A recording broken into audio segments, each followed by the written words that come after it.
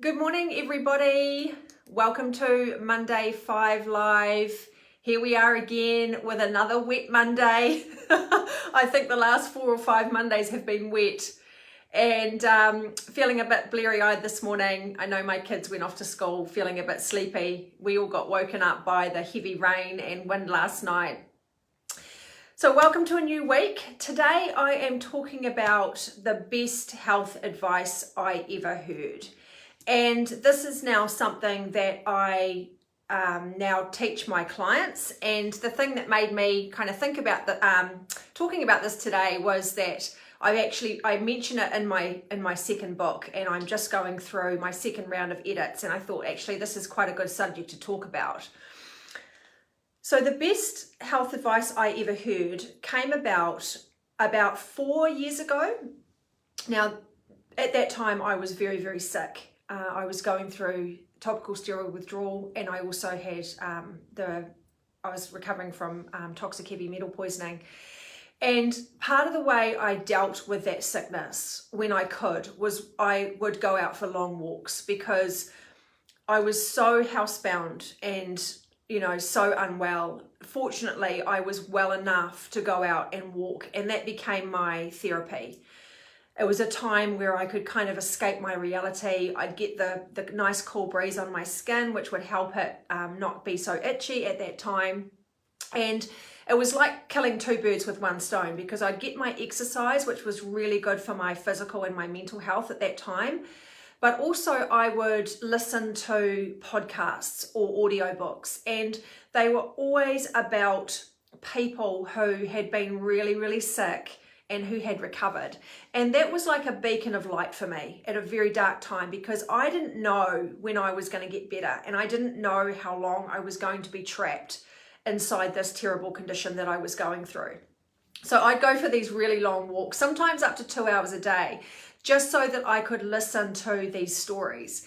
And it was one particular interview, and I can't even remember who was being interviewed or who the interviewer was, because I listened to so many podcasts.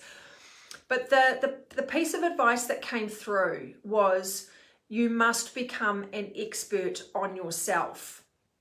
And that really stuck with me, and it really got me thinking about what that actually meant and how I could bring that into my life in terms of my recovery. So the way that I interpret that is, becoming an expert on yourself is all about learning to trust your body. It's learning to understand what your body wants and needs. It's understanding what your body doesn't want and doesn't need. And basically it's kind of about learning to listen to what your body is communicating to you each and every day. So when you are able to trust your body and you become an expert on yourself, you are then able to step away from trends and fads and things that sound really good, but in reality, they're not, okay? So I'll give you an example. Let's say that you go to the gym, and your personal trainer or the personal trainer at the gym says to you, if you want to get fit, you really need to do some high intensity exercise. Why don't you come and try my class?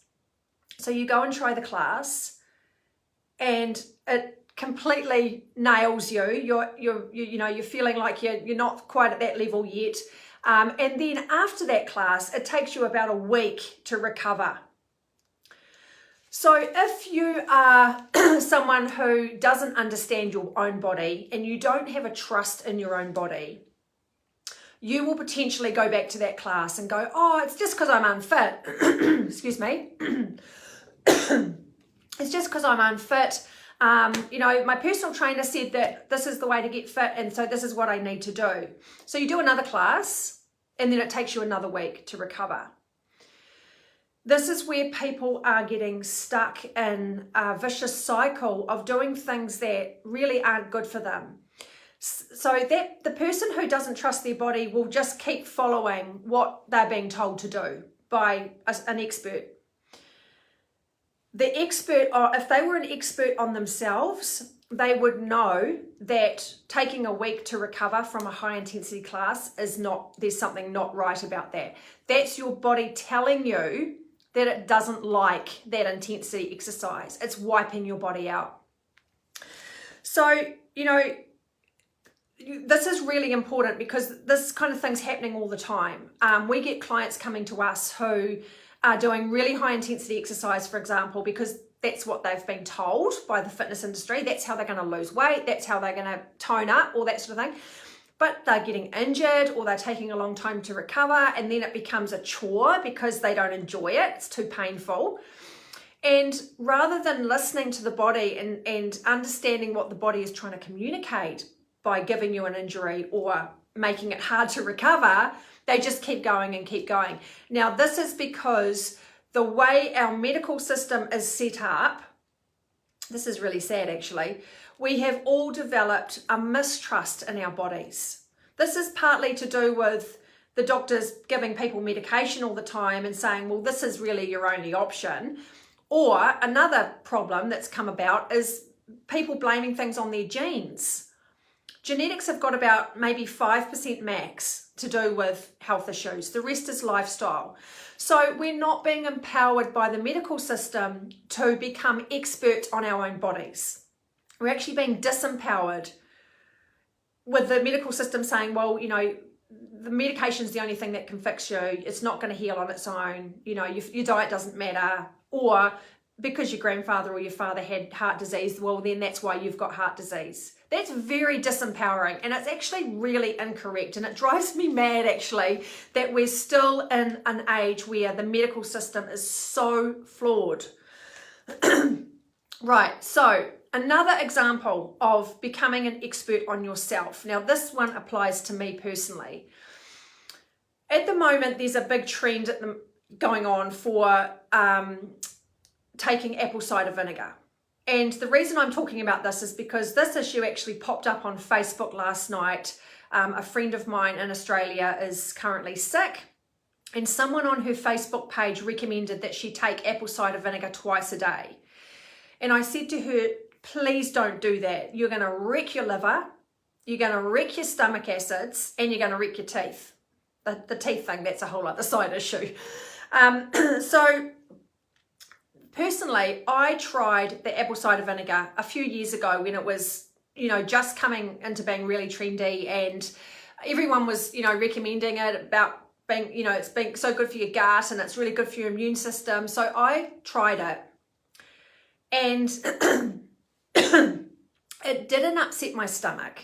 I didn't have a problem with it upsetting my stomach. However, I found it almost impossible to swallow. It was so hard for me to get that apple cider vinegar down. And my gut instinct told me that it wasn't right. Something good for you shouldn't be that hard to get down. Now that was a gut instinct because I had no other symptoms. Some people get a bit of an upset tummy or, you know, diarrhea or something like that.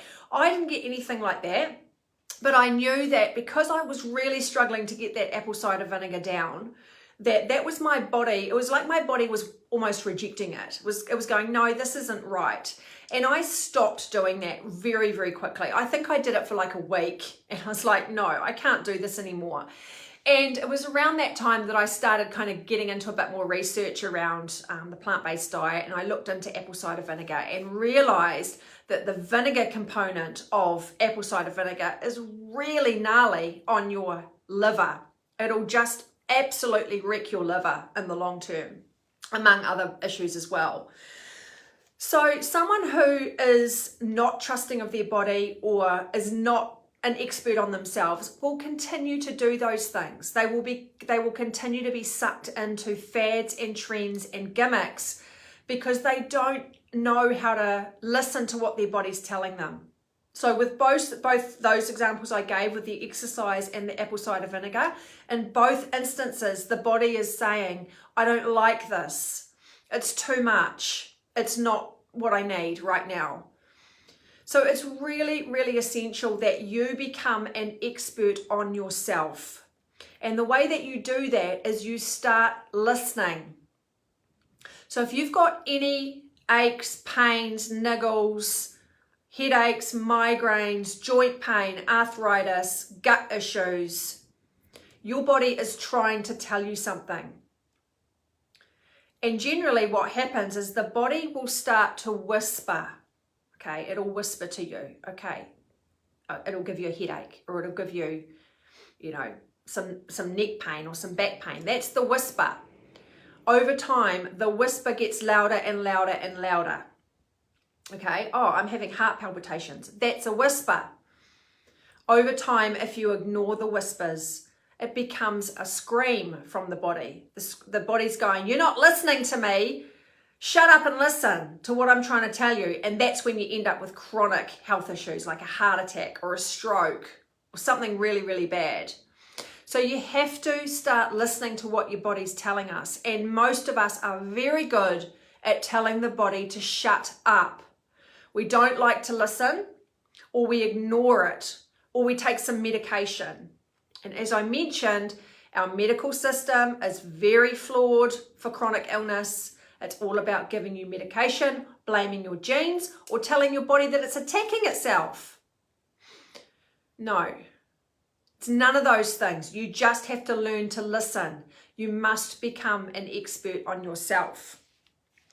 So I think that's all I've got to say today. Nice and short today. Just a really important message that I want to get through is that, start paying attention, start listening, and you can do this by, take note of what happens when you eat a certain food. Take note of how you feel when you go out for dinner and you have wine and a heavy meal and a dessert. Take notice of what your body is telling you afterwards. If you feel sluggish, if you feel sore, if you're bloated, if you feel really tired the next day, that's your body communicating to you that something's not right. On those days that you eat well, you eat lots of fruits and vegetables and whole grains and things like that, take notice of how you're feeling. More than likely, you'll be feeling good. Your tummy will be nice and flat. Your mood will be stable. Your energy levels will be high.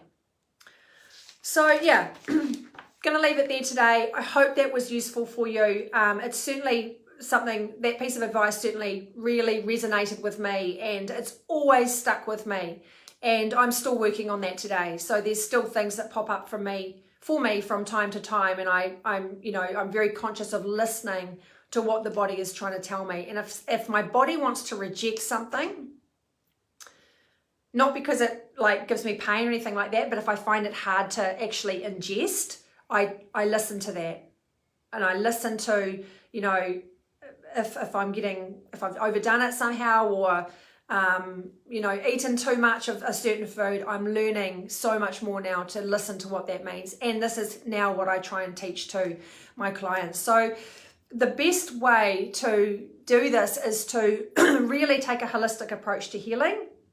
If you don't, you're going to be at the mercy of, as I said, a very flawed medical system that is not going to fix your problem, and it's going to lead to bigger problems over time. So learning to trust your body and becoming an expert on yourself is all about following a holistic approach to healing, because that's how you learn. That's how you learn what your body is saying, and that's how you learn how to trust your body. So obviously that's what we specialize in. If you've got any questions, please let me know. Thank you for listening, everybody. I see Ellie's watching, Sarah and Hayley. Thank you for all tuning in this morning. Hope you all have a really nice week. Hope this weather settles down. And we'll catch you same place, same time next week. Bye, everybody.